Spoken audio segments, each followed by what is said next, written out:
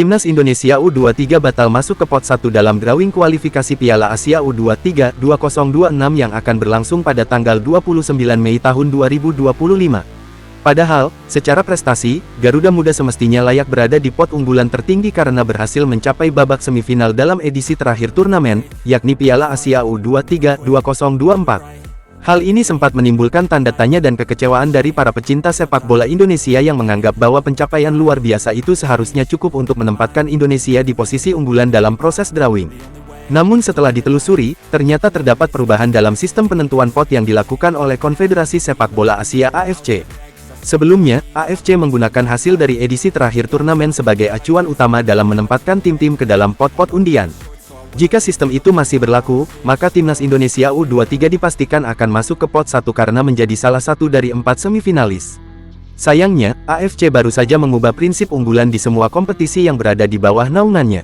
Perubahan itu tidak lagi mengacu hanya pada ranking FIFA atau hasil satu edisi terakhir turnamen, melainkan mencakup penilaian dari performa 3 edisi terakhir Piala Asia U23. Artinya, hasil pada edisi 2018 dan 2022 juga ikut diperhitungkan, bukan hanya pencapaian di tahun 2024. Perubahan kebijakan ini diumumkan melalui media sosial oleh akun @FootyRankings, yang kerap menjadi sumber informasi terpercaya mengenai peringkat dan sistem kompetisi di kawasan Asia. AFC menyebutkan bahwa perubahan prinsip penentuan pot ini bertujuan untuk menjamin keseimbangan dan keadilan dalam penyusunan grup. Dengan kata lain, AFC tidak ingin terlalu mengandalkan hasil yang bersifat sementara atau satu kali capaian saja, melainkan mempertimbangkan performa konsisten dalam jangka waktu lebih panjang. Oleh karena itu, meskipun Timnas Indonesia U23 tampil gemilang di edisi terakhir, 2 edisi sebelumnya, di mana performa Indonesia tidak terlalu menonjol atau bahkan gagal lolos, membuat total akumulasi poin atau penilaian mereka tidak cukup untuk masuk pot 1.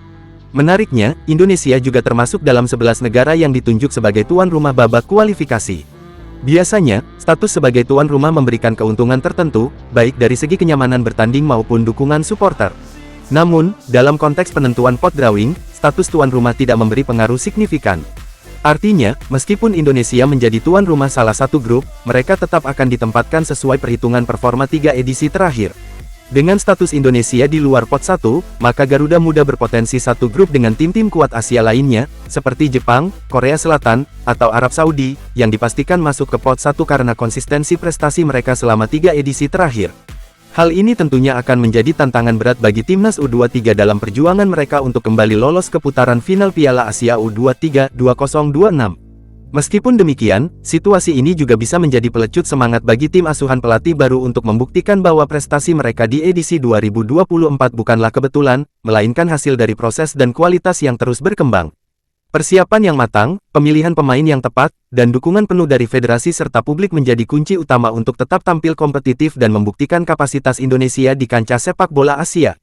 Inilah realita yang harus dihadapi Timnas Indonesia U23, sistem penilaian baru AFC, meski terasa tidak adil bagi negara-negara yang baru bangkit, pada akhirnya bertujuan menciptakan format yang lebih stabil dan mencerminkan konsistensi jangka panjang.